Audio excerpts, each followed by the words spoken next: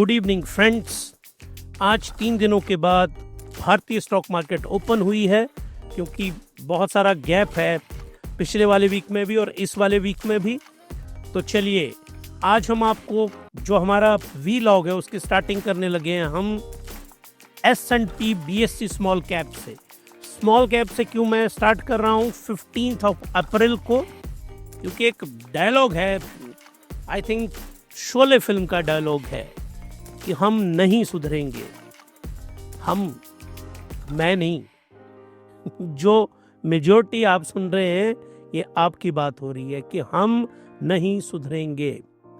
कैसे साबित हुआ कि ये लाइन स्टॉक मार्केट के ऊपर कैसे अप्लाई हो रही है? ये स्टॉक मार्केट पे अप्लाई हो रही है। आज ग्रोथ देखिए आप किसकी, स्मॉल कैप की 3.21% और मिड कैप की भी 3.04%। इसको बोलते हैं मेगा राइज। ये मेगा राइज हुआ है स्टॉक प्राइसेस के अंदर। अब ये मेगा राइज कहां से हुआ, क्यों हुआ? फोरकास्ट ये कह रहा है, आज मैं 2 फोरकास्ट की बात करूंगा। और किसका फोरकास्ट? एक्सपर्ट्स का फोरकास्ट। एक फोरकास्ट तो ये आपके सामने है। ये जो फोरकास्ट है ये IMD ने दिया है, इंडियन मेट्रोलॉजिकल डिपार्टमेंट ने, कि जो इंडियन मॉनसून है, इंडियन मॉनसून वो बहुत अच्छी होने वाली है इस साल। वो करीब इस साल 105%, 105% ऑफ लॉन्ग टाइम एवरेजेस कहते हैं इसको LA, और 87 सेंटीमीटर के करीब बारिश होने वाली है। 105%, इसमें ये कहते हैं ±5%। अगर मैं माइनस भी कर दूं तो 100% तो मॉनसूनल रेनफॉल हो रहा है ना। तो समवेयर अराउंड आप रख लीजिए 85 to 90 सेंटीमीटर रेनफॉल होने वाला है भारत में। हिमालयन स्टॉक गुरुकुल में हम लोग एट लेंथ में इसको डिफाइन कर रहे हैं।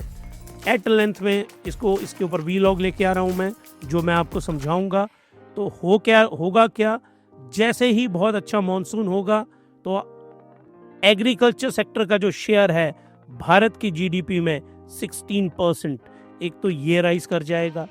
एग्रीकल्चर से रिलेटेड जो स्टॉक्स हैं वो राइज कर जाएंगे, और इसके साथ राइज करेगा ऑटोमोबाइल एंड ट्रैक्टर वाले जो स्टॉक्स हैं, क्योंकि जब रूरल इंडिया में बहुत अच्छी मॉनसून होती है, बहुत अच्छी फसल होती है, तो लोगों की जो अर्निंग है वहाँ से वो लोग क्या बाई करते हैं?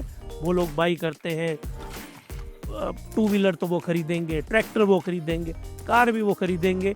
तो एक फोरकास्ट तो ये बहुत ज़्यादा पॉजिटिव आया है। और एक फोरकास्ट है जो JP मॉर्गन ने भी दिया है, JP मॉर्गन का भी है, और भारत की जो सिटी ब्रांच है भारत की उनका भी है, और साथ में JP मॉर्गन चेस, इसमें चेस भी इनके जो पार्टनर हैं, इनकी रिपोर्ट्स आई हैं तीनों की, और ये रिपोर्ट्स बोल रही हैं कि जो रिसेशन है वर्ल्ड में, जो रिसेशन है इसके चांसेस आज की डेट में 40 to 45% है। तो रिसेशन आने वाला है। और हमेशा याद रखिए, जब भी वर्ल्ड रिसेशन में जाता है तो जो इन्वेस्टमेंट है दुनिया की, वो नंबर 1 इन्वेस्टमेंट जाती हैं किसके अंदर? सेफ हेवन में, और वो है बॉन्ड के अंदर।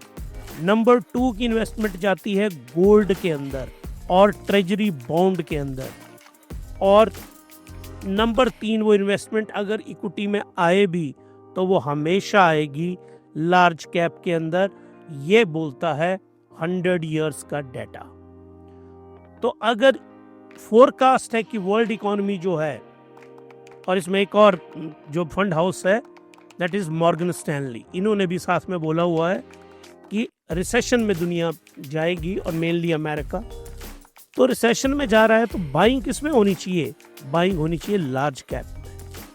लेकिन ये जो आप लोगों के लिए मैं लेके आया हूँ ना शोले फिल्म का डायलॉग कि हम नहीं सुधरेंगे, आप सब लोगों को हल्की सी मार्केट ग्रीन दिखी।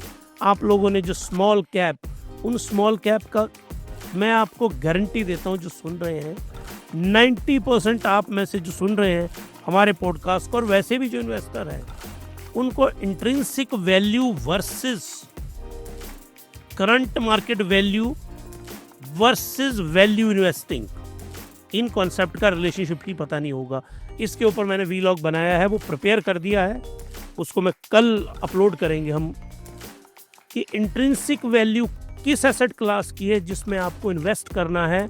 और ये फॉर्मूलाज मैंने नहीं बनाए हुए हैं, ये फॉर्मूला बनाए हैं वॉरेन बफेट ने, बेंजामिन ग्राहम जो उनके गुरु थे, इन लोगों ने। और आज की डेट में जब पूरी दुनिया माइनस के अंदर है, वॉरेन बफेट जी 20% प्रॉफिट के ऊपर बैठे हुए हैं। आज आप लोगों का जो पोर्टफोलियो है, जो आपने देखा होगा, वो आज आपको बड़ा अच्छा लग रहा होगा, क्योंकि इतना बड़ा आया है ना। इससे क्या साबित हो रहा है?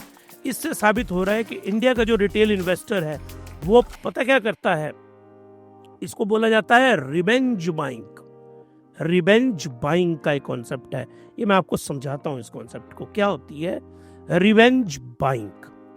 रिवेंज बाइंग ये होती है, आपने एक स्मॉल कैप का स्टॉक है, स्मॉल कैप का स्टॉक है, इसको आपने बाई किया मान लीजिए 40 रुपीज पे, 40 पे आपने इसको बाई किया और ये राइज कर गया 80 विद इन मंथ। उसके बाद ये पहुंच गया 150। आपने इसको यहां पे भी सेल नहीं किया ना, आपने प्रॉफिट बुक किया इसमें, क्योंकि ये तो मैनिपुलेटेड था इसलिए यहां पहुंच गया ना। नहीं तो कुछ तुक नहीं बनता ना कि यहां से 150 अचानक कैसे पहुंच जाएगा। ये कोई तो उसके पीछे मैथमेटिक्स और साइंस होनी चाहिए ना, पर इसके अंदर मैनिपुलेशन थी और 150 पे पहुंच गया। आपने इसको बाई नहीं की, सेल नहीं किया इस रेंज पे, और अब जब ये फॉल आया पिछले 6 मंथ में, 6 मंथ्स में फॉल आया ना, और ये पहुंच गया 12 रुपए के ऊपर। अब मार्केट में बाइंग स्टार्ट हुई, तो यहां पे स्टार्ट हुई है रिवेंज बाइंग। रिवेंज बाइंग, और रिवेंज बाइंग में आपने इसको बाई किया, 5% भी ये बढ़ा होगा, तो कितना बढ़ेगा ये 5% में? तो 20% भी बढ़ा लो आप इसको, उससे भी कुछ नहीं होने वाला इसका। तो ये 13 और 14 रुपए पे पहुंचा होगा, और आपको लगेगा कि आज की डेट में मेरा जो पोर्टफोलियो है वो 18% प्रॉफिट के साथ है।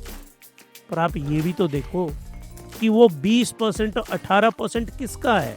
12 का है वो। तो कितना अगर बढ़ेगा वो ऊपर को, और गिरा कहां से है वो? 150 से 12 रुपीज के ऊपर। ये ट्रेजेडी है स्मॉल कैप्स की।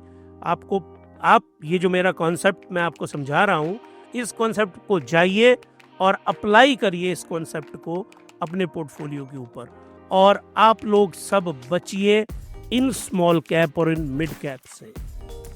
ये जो हम नहीं सुधरेंगे, इससे आपको जाना पड़ेगा। हम जल्दी ही सुधरने वाले हैं, या हम सुधर गए हैं। आपको खरीदनी है large caps, large cap stocks, और कैसे बाई करने हैं, किस स्टॉक को बाई करना है, क्या पैरामीटर्स देखने हैं, सब कुछ एक्सप्लेन किया हमने एट लेंथ। एक बार आप समझ जाएंगे ना, 6, 8, 10 मंथ में जब आप समझ जाएंगे पूरा कॉन्सेप्ट, फिर आप खुद के ब्लॉग्स बनाएंगे, फिर आप मेरे ब्लॉग्स नहीं देखेंगे, ये गारंटी है। अब चलिए, हमारी Himalayan stock Gurukul D coding of today stock market, हम डी कोड करेंगे कैसी रही आज की स्टॉक मार्केट की परफॉर्मेंस। सुबह से ही positive, mega positive, mega positive, mega positive के साथ क्लोज होती है हमारी market. One of the greatest rise, बहुत ही शानदार राइज रही। अब इस राइज के पीछे के कारण क्या हैं जिनकी बदौलत हमारी स्टॉक मार्केट राइज की? IMD का मॉनसूनल फोरकास्ट, ये मैंने आपको एक्सप्लेन किया। 105% लॉन्ग टाइम एवरेजेस, 87 सेंटीमीटर के करीब रेनफॉल होगा, जो बहुत बहुत अच्छा माना जा रहा है। होलसेल प्राइस इंडेक्स के जो नंबर्स हैं वो मार्च के आए हैं 2.05%। अब ये जो कंज्यूमर है उसके लिए तो अच्छा है, लेकिन जो प्रोड्यूसर है उसके लिए बहुत अच्छा नहीं है। ये एक्सप्लेन करूंगा मैं आगे चल के। ये कॉन्सेप्ट देखिए WPI का, जाइए आप हमारे होम पेज के ऊपर हिमालयन स्टॉक गुरुकुल के, और वहाँ पे एट लेंथ हमने एक्सप्लेन किया हुआ है होलसेल प्राइस इंडेक्स। इसके बाद है कंज्यूमर प्राइस इंडेक्स, इन दोनों की रिपोर्ट आई है यार। ये भी मैंने लेंथ में एक्सप्लेन किया है, पूरा कॉन्सेप्ट कैसे कैलकुलेट किया जाता है, फिर इसका इकोनॉमी पे क्या फ़र्क पड़ता है, इसका स्टॉक मार्केट पे क्या फ़र्क है, कौन से स्टॉक्स इन्फ्लुएंस होंगे। इन दोनों कॉन्सेप्ट के बेसिक वीडियो को देखिए, और आज नंबर आए हैं उनको हम एनालाइज करेंगे आगे चल के। US tariff exemption specially on auto hint by DJT Donald J Trump. हो सकता है इनके बगैर हमारा कोई भी वीलॉग पूरा हो जाए, क्योंकि यही तो इन्फ्लुएंस कर रहे हैं आज की डेट में पूरी दुनिया की इकोनॉमी को। तो चलिए जी, यहाँ पे अगला पॉइंट है फॉलिंग DXY। उसके बाद अगला जो है स्ट्रेंथनिंग इंडियन रूपी, ये भी एक्सप्लेन करूंगा चार्ट पे। Fall in crude oil prices, क्यों वो क्रूड ऑयल प्राइसेस फॉल किए हैं, और दिखाऊंगा मैं आपको कि पिछले 4 सालों में बहुत ही ज़्यादा गिर रहे हैं क्रूड ऑयल के प्राइसेस, जो भारत के लिए बहुत अच्छी खबर है। IMD वाला मैंने आपको यहाँ पे एक्सप्लेन कर दिया, इंडियन मेट्रोलॉजिकल डिपार्टमेंट ने। अब यहाँ पे मैं आपको बताना चाहता हूँ कि ये जो एग्रीकल्चर सेक्टर है, इसको हम प्राइमरी सेक्टर भी कहते हैं। इस सेक्टर के अंदर 15 to 16% हमारी GDP में कंट्रीब्यूशन है इसका, ग्रॉस डोमेस्टिक प्रोडक्ट में। यहाँ बेशक ये नंबर कम है। अब यहाँ देखिए ये कितने लोगों को रोजगार देता है। एग्जैक्ट डाटा तो नहीं है सरकार के पास, जो डाटा है उनको उस पर रिलाई नहीं किया जा सकता। तो समवेयर अराउंड 45 to 65 करोड़ इतने लोग डिपेंडेंट हैं डायरेक्टली एग्रीकल्चर पे। तो अगर मॉनसून अच्छा होगा तो इतने सारे लोगों की पॉकेट में क्या होगा, इन लोगों की पॉकेट में पैसा आएगा, इन लोगों की पॉकेट में there will be a money. और ये लोग यहाँ से किन स्टॉक्स के ऊपर बेनिफिट होगा, यहाँ पे जो एग्रीकल्चर से रिलेटेड स्टॉक है उन पे होगा, केमिकल से रिलेटेड स्टॉक है उनके ऊपर होगा, ऑटो से रिलेटेड स्टॉक है उनके ऊपर होगा, और उसमें भी ट्रैक्टर के जो स्टॉक्स हैं उन, क्योंकि अगर इसकी यहाँ मॉनसून अच्छी होगी तो पैदावार अच्छी होगी, तो लोग नए ट्रैक्टर को लेंगे, नए ऑटो पार्ट लेंगे या ऑटो लेंगे, तो ये सारे सेक्टर बढ़ेंगे। और आज ये रिपोर्ट आई है, तो इस रिपोर्ट ने भी मार्केट में एक पॉजिटिव इम्पेटस दिया। और ये मॉनसून हल्का सा मैं आपको बता देता हूँ, वन ऑफ आवर फेवरेट और माय फेवरेट टॉपिक, ये देखिए, ये है इंडिया। यहाँ से समुद्री हवाएं आती हैं, साथ में अपने साथ ये एक्चुअल में ऐसे मूव करती हैं, ये यहाँ से ऐसे हिट करती हैं, ऐसे हिट करती हैं, लाइक दिस। इतने सारे ये जो आपको समुंदर दिख रहा है, इंडियन ओशियंस, यहाँ से ये पानी उठाती हैं अपने साथ, और यहाँ पे आके ये हिट करती है लैंड को, और पूरे इंडिया में बारिश करती हैं गर्मियों में, मार्च से लेके और जून जुलाई तक यहाँ पे हिटिंग होती है। ये हिटिंग ऊपर को, हवा जब गर्म होती है ना तो वो हल्की होती है, तो वो ऊपर को उठती है, ऊपर को उठेगी, फिर इसके बाद वो ऊपर यहाँ को आएगी और यहाँ पे सिंक करती है। ये देखिए, ये मैस्करेनी हाई हीट सिंक, यहाँ पे हीट सिंक होगी, यहाँ पे हाई, और इससे क्या होगा, यहाँ पे हाई प्रेशर जोन क्रिएट होगा, हाई प्रेशर, और यहाँ पे क्या क्रिएट होगा, लो प्रेशर। और आप लोगों ने इतना बेसिक आपको तीसरी चौथी क्लास में पढ़ा होगा कि हाई प्रेशर से लो प्रेशर की तरफ हवाएं चलती हैं, तो यहाँ से हाई प्रेशर से लो प्रेशर की तरफ जाएंगी, और जैसे हिट करेंगी तो मॉनसून आएगा। इसको बोला जाता है summer monsoon in northern hemisphere. इस तरह से, अब इसकी और ज़्यादा क्लाइमेटोलॉजी में नहीं जाऊँगा मैं, नहीं तो हमारा ज्योग्राफी का लेक्चर लग जाएगा। और इसीलिए मैंने आपको आज साथ में, नहीं तो यहाँ पे कौन होते थे, अगर आप पिछले व्लॉग ध्यान में हो तो डोनाल्ड जी ट्रम्प, उनका यहाँ पे हमने बनाया हुआ था, लेकिन मैं खुद ही थक चुका था उनको देख के, तो बहुत बड़ा कंट्रीब्यूशन तो वो दे नहीं रहे हैं। मैं उनसे बहुत प्रभावित था कि वो रशिया यूक्रेन की वॉर ख़त्म करने वाले हैं, इजराइल पैलेस्टाइन की, हालांकि इजराइल पैलेस्टाइन में उन्होंने किया है कुछ, वो वॉर कुछ हद तक या बहुत हद तक रुकी है, रशिया यूक्रेन वो नहीं रोक पा रहे हैं, दैट इज़ वेरी ट्रेजिक। और ईरान के साथ ईरान और यूएसए एक एग्रीमेंट करने वाला है, ये पॉजिटिव चीज़ है, नो डाउट। लेकिन इंडियन मॉनसून वो डोनाल्ड जे ट्रम्प साहब से बहुत ज़्यादा महत्वपूर्ण है, क्योंकि वो भारत के 140 करोड़ लोगों को अनाज पैदा करती है, बहुत बड़ा कंट्रीब्यूशन है। इसलिए मैंने आज मॉनसून, मैंने ही नहीं, आज न्यूज़ में भी आप देखेंगे तो सबसे नंबर 1 के ऊपर जो रेटेड होगी वो IMD का जो फोरकास्ट है वो है। उसका क्या रिलेशन इकोनॉमी और स्टॉक मार्केट के साथ रहा वो मैंने आपको एक्सप्लेन किया। एक और छोटा सा मैं बताऊंगा इसके साथ, average date of onset of summer monsoon, किस डेट को मॉनसून आती है। ये देखिए श्रीलंका में हिट करेगी 25 मई को, 1 जून को केरला के कोस्ट पे, मालाबार कोस्ट कहते हैं इसको, this coast is known as Malabar coast, ये दिस इज मालाबार कोस्ट। इसको जून 1 और जून 5 को, फिर जून 10 सेंट्रल इंडिया वाले में, जून 15 गुजरात वाले जोन में, जुलाई 1 यहाँ, और जुलाई 15 ये जो हमारा ऊपर वाला एरिया है ना नॉर्थ इंडिया में ये 15 जुलाई के बाद ही पहुँचती हैं। इसीलिए नॉर्थ में सेकेंड हाफ ऑफ जुलाई से बारिशें शुरू होती हैं। तो इसका फोरकास्ट आया है कि ये 105%, 105% लॉन्ग टर्म एवरेजेस के मुताबिक रहेगी। इसमें होता है ±5%, और बेसिकली ये होने वाली है 87 सेंटीमीटर बारिश, जो बहुत बहुत अच्छी मानी जाती है। तो एक्सीलेंट मॉनसून जो है भारत में होने वाली है, और इस मॉनसून की बदौलत भारत में बहुत ही अच्छी इकोनॉमिक एक्टिविटी होने वाली है। और मार्केट ने इस चीज़ को, आज जब खबर आई तो मार्केट ने इसको बहुत डेप्थ में, स्टॉक मार्केट ने इसको बहुत पॉजिटिवली लिया, और वैसे भी ग्लोबल सेंटीमेंट जो थे वो भी पॉजिटिव थे, और ये पॉजिटिव मिलके बहुत अच्छी राइज हुई। हालांकि दुनिया की स्टॉक मार्केट में इतनी बड़ी राइज नहीं थी जितनी भारत में थी। चलिए जी, अब आगे आते हैं। इंडियन कंज्यूमर प्राइस इंडेक्स आया, जो था पीछे इस पर 3.61%। कब? ये था फरवरी 2025। फोरकास्ट था इट मस्ट बी 3.60%। आया कितना? 3.34%। यहाँ पे आप याद रखिए, कंज्यूमर प्राइस इंडेक्स का सीधा सा मीनिंग है कि मार्च 2024 में आपके किचन का जो खर्चा है वो था, मान लीजिए 10,000 रुपये। तो मार्च 2025 में आपके किचन का खर्चा हो गया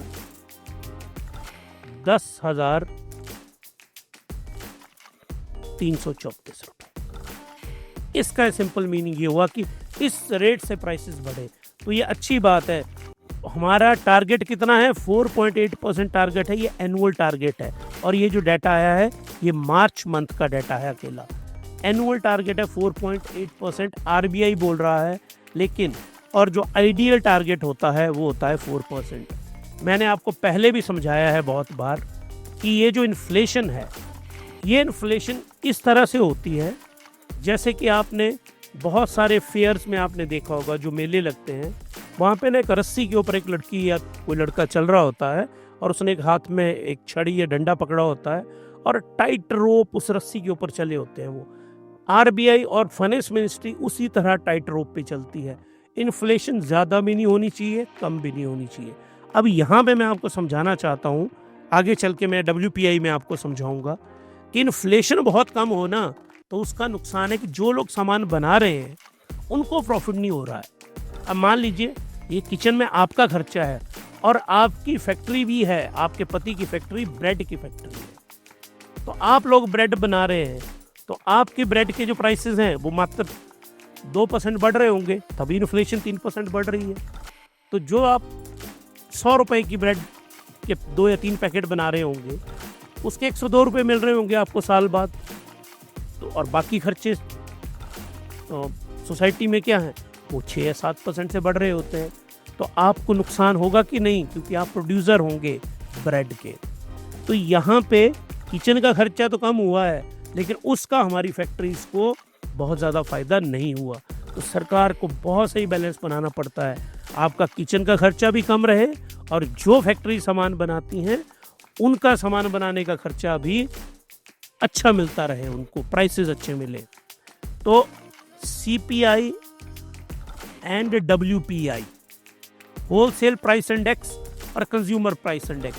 ये जो कंज्यूमर आप लोग पे करते हैं वो है, और ये जो फैक्ट्री वाला होलसेलर को बेचता है, ये वो वाला प्राइस है। तो आई होप कि आपको, और मैंने इन दोनों कॉन्सेप्ट को एक्सप्लेन किया है। आप जाइए होम पेज के ऊपर, मैं डिस्क्रिप्शन बॉक्स में लिंक डाल रहा हूँ, उस लिंक में भी आप इन दोनों कॉन्सेप्ट को देख सकते हैं। तो अगर आपको अच्छे लग रहा है हमारा वीलॉग, तो आप सब्सक्राइब करिए, आप लाइक करिए, आप शेयर करिए। ये मैंने इन्फ्लेशन आपको एक्सप्लेन कर दिया। अब चलिए आप आगे, ये देखिए, ये आज इंडिया का ट्रेड बैलेंस का डाटा आता है, और ट्रेड बैलेंस हमारा 14 बिलियन डॉलर था, जो बढ़ के हो गया 21। इसको बोला जाता है नेगेटिव। ये कोई बहुत अच्छी खबर नहीं है। हमारा यहाँ पे देखिए आप, ऐसा क्यों हुआ? इंपोर्ट था हमारा 50 बिलियन डॉलर, वो हो गया 63। हम इंपोर्ट ज़्यादा कर रहे हैं और एक्सपोर्ट कितना माइनस कर रहे हैं? -21 बिलियन। पर इसमें ना, आप इसको प्योर मैथमेटिक्स में नहीं ले सकते। रीज़न बीइंग, जो इंडिया है, इंडिया के जो इंपोर्ट में एक एलिमेंट सबसे बड़ा होता है, दैट इज क्रूड ऑयल। क्योंकि भारत को क्रूड ऑयल बाहर से खरीदना ही पड़ता है। 90% हमारा क्रूड ऑयल जो है वो बाहर से आता है, और हमारे इंपोर्ट बिल का एक बहुत बड़ा हिस्सा होता है ये। इसीलिए रिन्यूएबल एनर्जी का इस्तेमाल करिए। जो लोग आप मुझे सुन रहे हैं, आप सोलर प्लांट लगाओ अपने घरों में। अब आता है ना कि आप क्या कर सकते हैं, आप बिना मतलब से बल्ब मत जलाओ, अगर ज़रूरत नहीं है तो फ़ैन को बंद करो, इलेक्ट्रिकल अप्लायंसेस को बंद करके रखो। बहुत सारे आपके कंट्रीब्यूशन है छोटे छोटे, जो आप करेंगे उसके कारण हमारी एनर्जी हम सेव करेंगे। अगर एनर्जी सेव करेंगे तो हमारी जो डिमांड है क्रूड की वो कम आएगी, तो एनर्जी जो है वो बिजनेस पर्पज़ में लग पाएगी। हर एक इंसान अगर 1 यूनिट भी कम करे 1 यूनिट कम करे मंथ में, तो कितने हो जाएंगे भारत में? 140 करोड़ यूनिट कम कर लेंगे आप, देखिए। और बिजली आप बना सकते हैं अपने घरों पे ऊपर, सोलर प्लांट लगाइए आप, गवर्नमेंट सब्सिडी देती है। उसके ऊपर किसी दिन हम आएंगे, जब रिन्यूएबल एनर्जी के स्टॉक्स को करेंगे ना, तो मैं ज़रूर उसको लेके आऊँगा आपके सामने, कि आप किस तरह से बिजली को बचा सकते हैं और कैसे आप रिन्यूएबल एनर्जी खुद क्रिएट कर सकते हैं। चलिए जी, ये ट्रेड बैलेंस हो गया यहाँ पे। दिस इज इंपोर्ट जो भारत का ज़्यादा है, उसके पीछे का कारण मैंने बता दिया आपको। क्रूड ऑयल हम इंपोर्ट करते हैं बहुत ज़्यादा। अब आइए आप होलसेल प्राइस इंडेक्स देखिए, 2.38% था पहले, फोरकास्ट था 2.50, आया कितना? 2.05%। कम हुआ, और हमने इसको किस में रखा? रेड में। इसका मतलब क्या हुआ? मतलब मैं सिंपल सा बताता हूँ आपको। मान लीजिए एक फैक्ट्री वाले ने मार्च, यहाँ पे समझाता हूँ आपको। अब किस चीज़ को लेते हैं हम? ब्रेड को लेते हैं, बाकी छोड़ो आप। ब्रेड को लेते हैं हम, ब्राउन ब्रेड लेते हैं, ब्राउन ब्रेड। और ब्राउन ब्रेड 100 रुपीज़ की बनी है मार्च 2024 में। 102.05 रुपीज़ इतने में बनी है मार्च 2025 में। तो मात्र 2 रुपए जो हैं, तो यहाँ कितने % का इसको प्रॉफिट हुआ? इसमें ये मिली है, ये है फैक्ट्री, और ये फैक्ट्री वाले ने सेल किया किसको? और ये बंदा कौन है? ये है होलसेलर।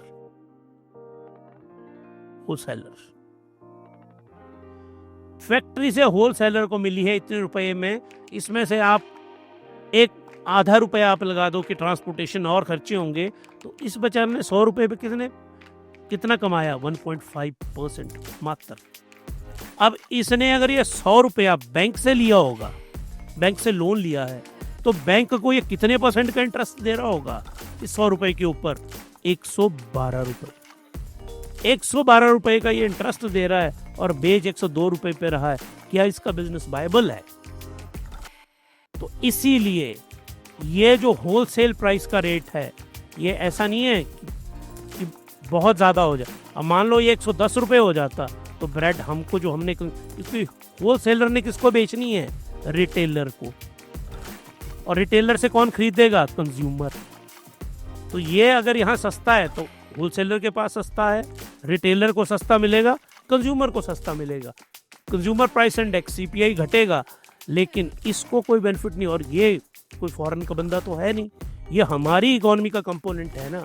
और ये बेचारा बैंक से लोन ले रहा है, जहाँ ये 12% का इंटरेस्ट दे रहा है, तो इकोनॉमिक्स में कोई बैलेंस नहीं बन पा रहा है यहाँ पे। तो इसलिए मैंने आपको पहले भी एग्जांपल बताया, एक बड़ी टाइट रोप वॉक होती है आरबीआई और फाइनेंस मिनिस्टर को चलने की। इन हर एक कंपोनेंट का ध्यान रखते हुए इकोनॉमी को डिज़ाइन करना पड़ता है। अब आइए आप निफ्टी विक्स के ऊपर। निफ्टी विक्स एक दिन में कितना गिरा? अप्रॉक्सीमेटली 20%। और जो बहुत ज़रूरी था, ये देखिए गिरा यहाँ से, और ये पॉजिटिव माना जाता है और इकोनॉमी हमारी ऊपर को राइज की। ऐसे ही हमारा इंडेक्स ऊपर को बढ़ा आज की डेट में। विक्स कम हुआ। मैंने विक्स का कॉन्सेप्ट आपको बहुत बार एक्सप्लेन किया है। विक्स आइडियल माना जाता है, it must be less than 15। और विक्स मान लीजिए लेस देन 10 है, तो ये बहुत डेंजरस है स्टॉक मार्केट के लिए, क्योंकि वहां कोई पार्टिसिपेट ही नहीं कर रहा है। जब पार्टिसिपेट नहीं करेगा तो फिर क्या लेन देन होगा स्टॉक मार्केट में? तो विक्स की जो आइडियल रेंज मानी जाती है, it must be greater than 10, it must be less than 15। ये बुल मार्केट के लिए सबसे बढ़िया कंडीशन होती है। आज ये फॉल किया, फॉल करके कहाँ पहुंचा? ये पहुंचा है 16। तो ये अभी भी हल्का सा माइल्ड वोलेटाइल जोन में है, माइल्ड वोलेटिलिटी।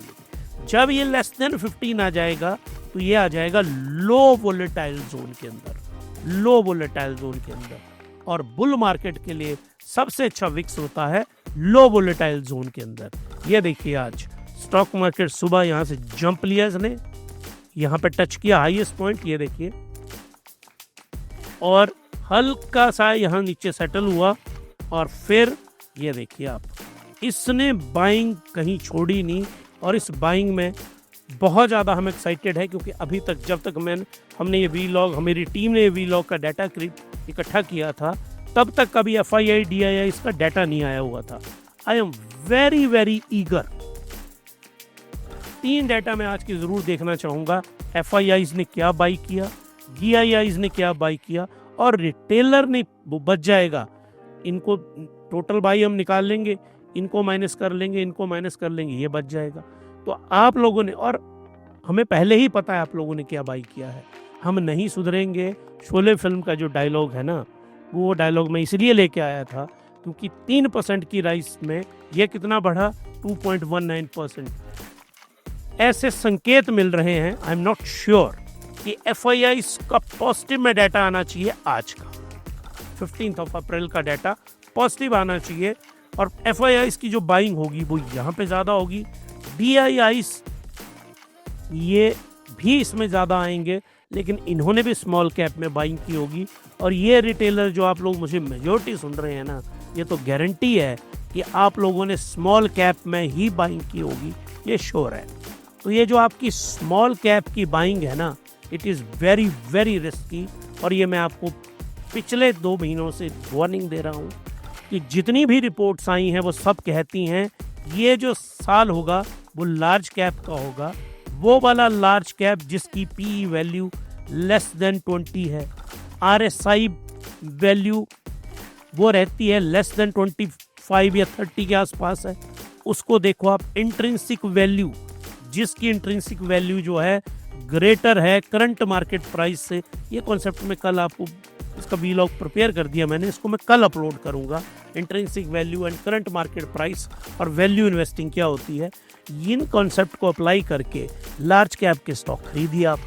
मैंने ये तो आपको नहीं बोल रहा हूँ कि कौन सा खरीदिए, लेकिन आप इनको अप्लाई करो, आपके सामने निकल आएगी लिस्ट। 50 में से 5 स्टॉक निकल आएंगे जो उन क्राइटेरिया को फुलफिल करेंगे। उन 5 में से जो आपका मन करता है दिल खोल के उसकी बाइंग करिए। ये देखिए फॉलिंग चैनल पैटर्न, क्योंकि ये बहुत इंपॉर्टेंट है। जब तक ये ब्रेक अवे नहीं करेगा इस कॉन्सेप्ट को हम छोड़ेंगे नहीं। यहाँ से मार्केट गिरती है, जैसे 6 महीनों से गिरी मार्केट, फिर ऊपर को चलती है। ये देखिए ये मार्केट का C1 के लेवल को टच किया, पर उसके बाद मार्केट बहुत बुरी तरह से गिरी। क्योंकि ट्रंप साहब आ गए यहाँ पिक्चर में। ये देखिए फिर मार्केट एक बार नीचे को गिरी, फिर मार्केट ने दोबारा ऊपर को चलना शुरू किया। लेकिन अभी भी मार्केट, ये है C1, ये है C2, ये है C3। अब मैं आज के चार्ट पे लेके आता हूँ, जो आज का चार्ट है। ध्यान से देखिए आज के चार्ट को। आज के चार्ट में यहाँ पे देखिए आप ध्यान से, ये जो है ऊपर को राइज करता है आज के दिन में। यहाँ से आपको दिख रहा है ये आज के दिन का राइज है, स्टीप राइज है, क्योंकि आज निफ्टी 2% से ज़्यादा बढ़ा है। यहाँ से ये देखिए लाइन, ये नीचे को थी, ये लाइन ऊपर को जाती है। और यहाँ पे देखिए आप, यहाँ पे देखिए C1 जो है आपका 23,800 के ऊपर है। 23,800 के ऊपर आएगा तो कंफर्मेशन होगी पहली कि मार्केट जो है बुलिश की तरफ जा रही है। C जो 2 है आपका, वो है आपका 1000 पॉइंट और 24,787 यहाँ पे आएगी। और C3 का जो लेवल है आपका, ये है आपका 26,358। तो ये 3 लेवल हैं जहां पे मार्केट को ऊपर को जाना है।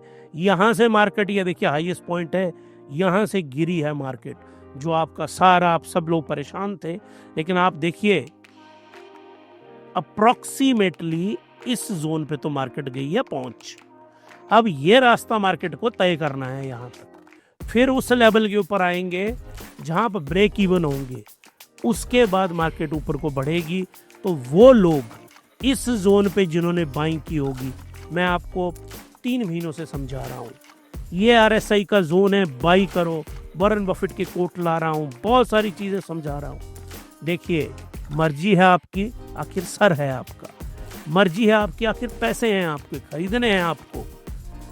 अब जब कभी कल को हम फंड हाउस अपना पब्लिक करेंगे, तो हम ज़रूर, जब हमें लोग पैसे देंगे तो हम इस जोन में खरीदेंगे। और बाइंग तो, क्योंकि अगर बाइंग तो लोग ही करेंगे, हम तो सेल कर नहीं सकते, बाइंग हम ज़रूर इस जोन में करेंगे।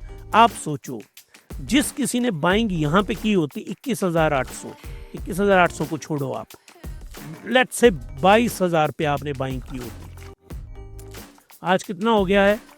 23,300। तो आपने कम से कम 1400 पॉइंट तो यही कमा लिए होते ना कितने दिनों के अंदर, मैटर ऑफ 1 मंथ। ये आपको हिम्मत रखनी थी ना यहाँ बाइंग करने की। यही कॉन्सेप्ट तो मैं आपको हमेशा समझाता हूँ, हर एक कॉन्सेप्ट मैंने आपको एक्सप्लेन किया है।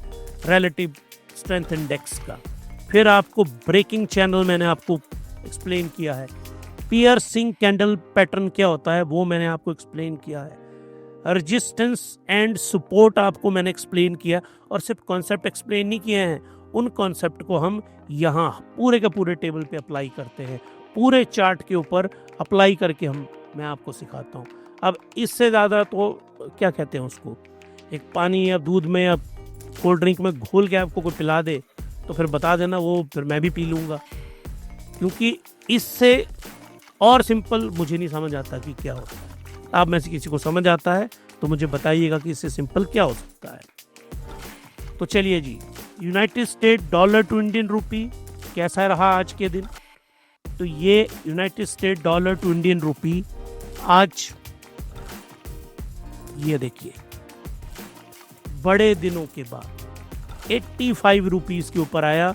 और आज जो मैसिव बैंकिंग स्टॉक बढ़े हैं उनका चार्ट लेके आया हूँ आगे, वो मैं आपको एक्सप्लेन करूँगा। उसके पीछे का बेसिक रीज़न है United State dollar to Indian rupee, ये 85.77 पे आया, जो बहुत अच्छी बात है कि ये गिरा है। मतलब ये रेड क्या है, ये है डॉलर जो नीचे को गिरा, और इसका मतलब है ग्रीन क्या है, इंडियन रूपी। इंडियन रूपी ऊपर को चढ़ा है, तो इंडियन रूपी जो है वो स्ट्रांग हुआ है और डॉलर जो है वो वीक हुआ है। और यही डोनाल्ड जे ट्रम्प साहब चाहते हैं कि डॉलर वीक हो। अब आप पूछेंगे कि वो क्यों चाहते हैं डॉलर वीक हो? जो करेंसी वीक होती है वहाँ से एक्सपोर्ट जो है वो उन लोगों को अच्छा होता है, एक्सपोर्ट इंक्रीज होता है जब भी करेंसी डीवैल्यूएट करती है। तो हमारे लिए यहाँ पे हम क्यों खुश हैं? हमारा तो एक्सपोर्ट हमारे लिए मुश्किल होगा, मतलब कम होगा, लेकिन हमारे लिए इंपोर्ट यहाँ पे सस्ता हो जाएगा और इंपोर्ट में हम डॉलर में सबसे ज़्यादा इंपोर्ट करते हैं क्रूड ऑयल। क्रूड ऑयल तो हमको चाहिए, अपना तो हमारे पास है नहीं, तो क्रूड ऑयल हमने इंपोर्ट करना है तो डॉलर कमज़ोर होना चाहिए और हमारा जो रूपी है वो भी स्ट्रांग होना चाहिए। रूपी स्ट्रांग होगा, डॉलर कमज़ोर होगा तो हमको सस्ता पड़ेगा क्रूड ऑयल जो हम खरीदेंगे। एक सिंपल से एग्जांपल से आपको समझाता हूँ मैं क्रूड ऑयल की। देखिए $1 जो था वो 89 रुपीज़ पे पहुँच गया था। अब हमको एक बैरल में कितना होता है, 155 लीटर क्रूड ऑयल होता है। तो हमने इनको कितना देना है, एक बैरल का प्राइस कितना है, $70 मान लो। तो $1 कितने का है, 89 रुपीज़। तो हमको ज़्यादा पैसे देने पड़ेंगे ना। और अगर $1 85 है तो $1 इज इक्वल टू 85, तो हमारे कितने रुपए बच गए, 4 रुपए, और 4 रुपए मल्टीप्लाइड बाय 155। तो यहाँ पे देखिए आप, एक पर्टिकुलर एक बैरल के अंदर हमारे 5 के 20, 5 के 20, 620 रुपए पर बैरल में। और हम कितना खरीदते हैं एक दिन में, मिलियन बैरल पर डे, ये हमारी बाइंग होती है। तो आप देखो हमारे मिलियंस ऑफ जो रुपीस हैं वो एक दिन में एक झटके से बच जाते हैं। अगर हमारी करेंसी की वैल्यू कम होती है क्योंकि हमको इंपोर्ट करना पड़ता है ऑयल, तो ये 4 रुपए कम हुआ है, हमारे मिलियंस ऑफ रुपीस जो है वो बच गए। इसीलिए मार्केट को ये बात अच्छी लगी और मार्केट जूम करके ऊपर को बढ़ी। अब आइए अब डॉलर इंडेक्स को। डॉलर इंडेक्स का वीडियो मैंने फुल प्रूफ बनाया है। ये गिर रहा है, ये देखिए बहुत बुरी तरह से फॉल कर रहा है। एक टाइम में ये 110 पे पहुंच गया था। इसका सिंपल सा मीनिंग होता है, इसको बोलते हैं DXY, इसकी नोटेशन है ICE, इंटरकॉन्टिनेंटल एक्सचेंज में US डॉलर का प्राइस। एक एक्सचेंज है जहाँ पे ड्राइव होता है प्राइसेस। मैंने पूरा वीडियो बनाया है, ये 6 करेंसीज के अगेंस्ट है। आप उस पूरे वीलॉग को देखिएगा हमारे जाके। इसका मतलब ये हुआ, आज इसकी वैल्यू कितनी है, 99। तो इसका मतलब है कि $1 इज इक्वल टू 99 सेंट। इनके खुद के डॉलर की वैल्यू कम हो गई है और ये भारत के लिए बहुत अच्छा है, दुनिया के लिए बहुत अच्छा है, अमेरिका के लिए खुद के लिए बहुत अच्छा नहीं है। क्योंकि वो चाहते हैं, इसकी अमेरिका के लिए अच्छी रेंज है 105 से 108 के बीच में, और हम लोगों के लिए इसकी अच्छी रेंज है 90 से लेके 98 के करीब। हमारे लिए अच्छी रेंज ये है। तो ये हमारी रेंज के आसपास आ रहा है, जो भारत के लिए गुड न्यूज़ है। अब आइए, ऑटो जो स्टॉक हैं आज की डेट में वो बहुत बुरी तरह से राइज किए। टाटा मोटर 4.8, संवर्धन मदरसन 8%। इसके पीछे का लॉजिक ये है कि भारत में जब इलेक्ट्रिक व्हीकल की कंपनी टेस्ला आएगी तो जो टेस्ला के बहुत सारे कंपोनेंट हैं, आप हैरान होंगे, संवर्धन मदरसन सप्लाई करती है उसके बहुत सारे स्पेयर पार्ट्स। तो अगर वो भारत में आएंगे तो उनको बहुत ज़्यादा बेनिफिट होगा। और ये चारों कंपनीज ये तीनों स्पेयर पार्ट्स बेचती हैं ऑटो की, एंसेलरी जिनको कहते हैं, ऑटो के पार्ट्स बेचते हैं अमेरिका को। वहाँ लग गया था 25% टैरिफ, तो इनको होगी थी, इनका सामान हो गया था महंगा। तो अब उन्होंने इस टैरिफ को वहाँ पे हटाने के संकेत दिए हैं। हटाया नहीं अभी, बोला है कि मैं इसके बारे में सोच रहा हूँ।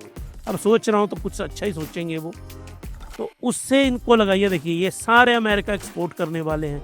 और टाटा मोटर, क्योंकि इनका जैगुआर लैंड रोवर, आप जो सुन रहे हैं, बहुत सारों की ड्रीम गाड़ी होगी जैगुआर लैंड रोवर की जो गाड़ियां हैं, बहुत ही शानदार और लग्जरी। अब भारत में भी पुणे में ये प्लांट लगाने वाले हैं अपना, मतलब ऑलमोस्ट इनका रेडी है वो प्लांट। और टाटा मोटर को लेके का और बहुत बड़ी खबर है कि जब टेस्ला भारत में आएगा तो टेस्ला इनसे या JSW से, इन दो में से किसी एक को, रिलायंस इंडस्ट्री लिमिटेड भी है, बहुत सारी है फोरे में, लेकिन ज़्यादा चांसेस हैं कि टाटा मोटर और टेस्ला का आपस में करार होगा और टेस्ला फिर भारत में गाड़ियां बनाएगी। क्योंकि टेस्ला ने 3 ऑफिस भारत में खोल दिए हुए हैं। मुंबई में इनका ऑफिस खुल चुका है आज की डेट में। तो टेस्ला भारत में जब आएगी तो टाटा मोटर के साथ अगर इनका एग्रीमेंट हुआ तो टाटा मोटर का स्टॉक तो फिर तो sky is the limit for Tata motor. तो इन सब फैक्टर की वजह से ऑटो के जो स्टॉक्स हैं, और ये जो JLR है, इस टाटा ग्रुप का 70% रेवेन्यू आता है JLR से, जैगुआर लैंड रोवर। तब इसको JLR कंपनी खरीदी, जनरल मोटर की थी बेसिकली ये, फिर लंदन में का प्लांट था वो खरीदा इन्होंने, और इसका 70% जो हिस्सा है वो JLR है, और JLR की 40% गाड़ियां वो बिकती हैं US के अंदर। अगर इस पे 25% टैरिफ लगता, एक तो गाड़ियां पहले ही बहुत महंगी हैं वो, तो और महंगी होंगी तो लोग वहाँ पे नहीं खरीदेंगे, तो वो टाटा मोटर को नुकसान था। लेकिन इस टैरिफ को घटने की संभावनाएं हैं। ट्रंप साहब ने ये बताया है कि मैं इसको डिक्रीज करने की सोच रहा हूँ, यही सुनने की देरी थी। और हमारे जो ऑटो स्टॉक थे और ऑटो एंसिलरी, वो वाली ऑटो कंपनीज जो अमेरिका को भेजती हैं, वो बढ़े। लेकिन इसमें एक रिस्क है, ये जिस गति से बढ़ रही है ना, ये उसी गति से घटती भी है। अगर वहाँ एक ट्वीट आ गया, ट्रुथ सोशल पे कुछ आ गया, तो ये बड़ी वल्नरेबल है।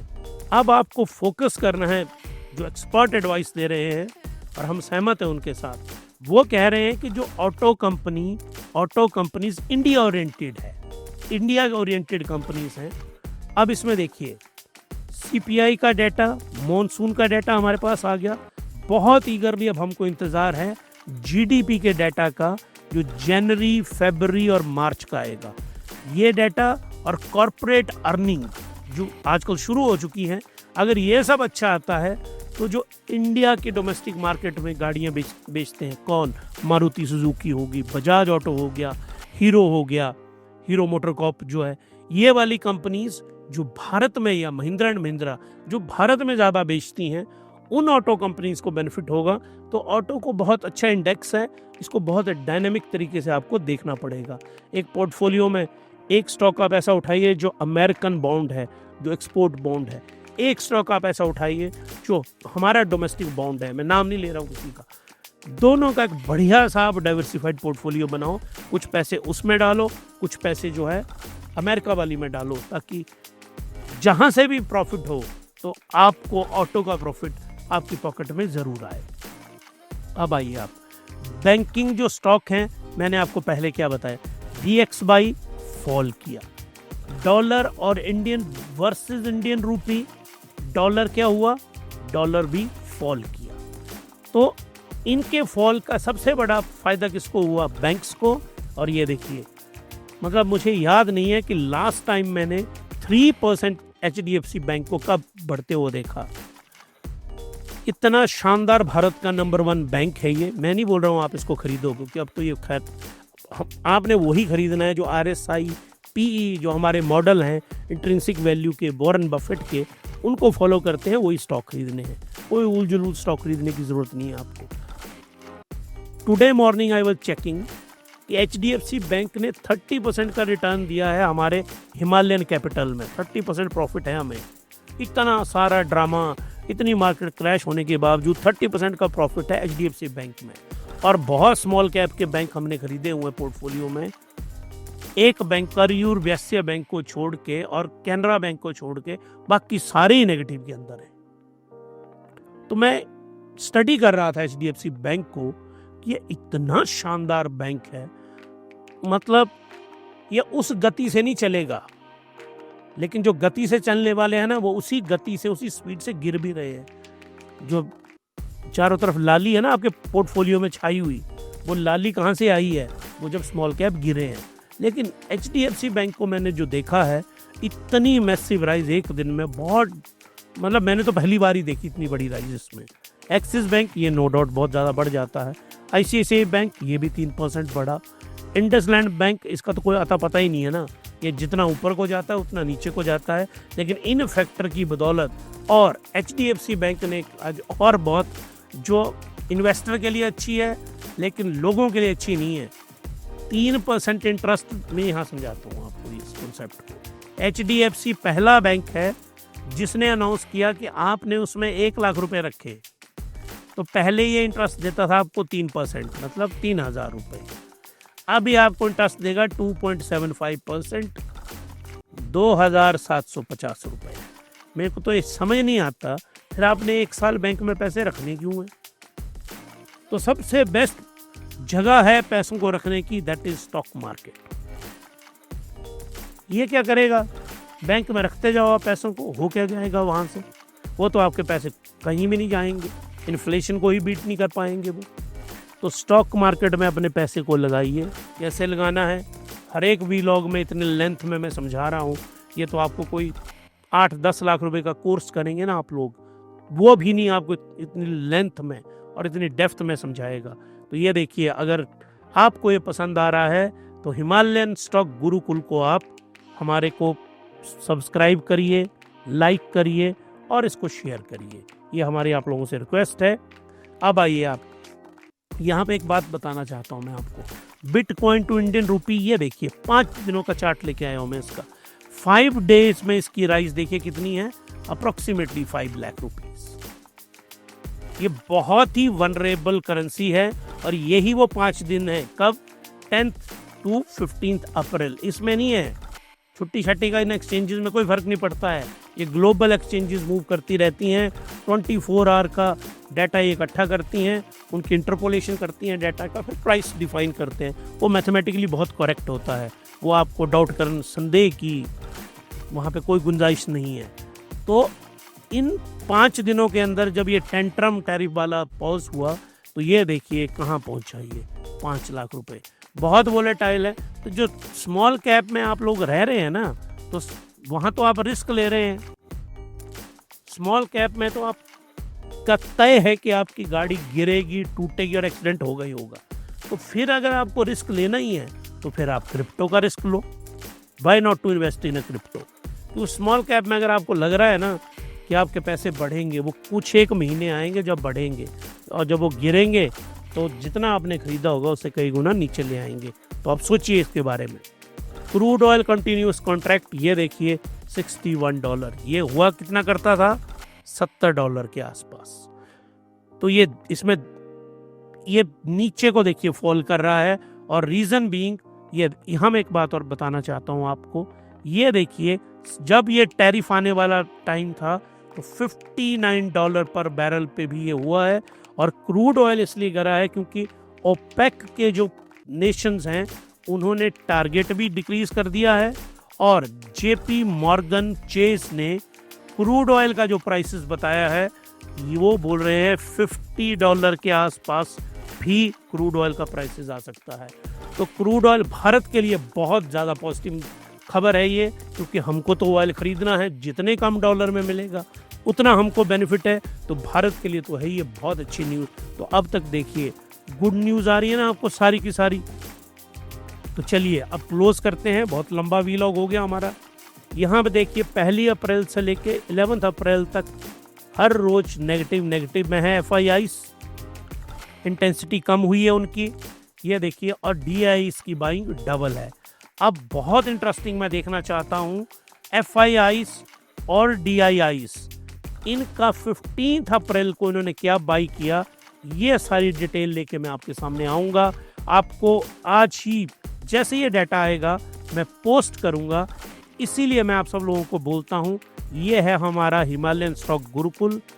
हिमालयन स्टॉक गुरुकुल को आप लाइक करिए, शेयर करिए और सब्सक्राइब करिए, और जो बेल आइकन है ना वहाँ पे, उस बेल आइकन को दबाइए, क्योंकि आपको तुरंत जो हमारी नोटिफिकेशन है हमारी पोस्ट की वो आएगी जब आपने बेल आइकन प्रेस किया होगा। और आज कौन से वाली आने वाली है? आज हम रात को आपको अमेरिकन मार्केट की पोस्ट भी करेंगे, और साथ में पोस्ट हम करेंगे कि FIIs DIIs का डाटा कैसा आया है। तो ये रहा आज का हमारा वीलॉग, ये जो हमारा आज का वीलॉग है, आई होप आपको पसंद आया होगा।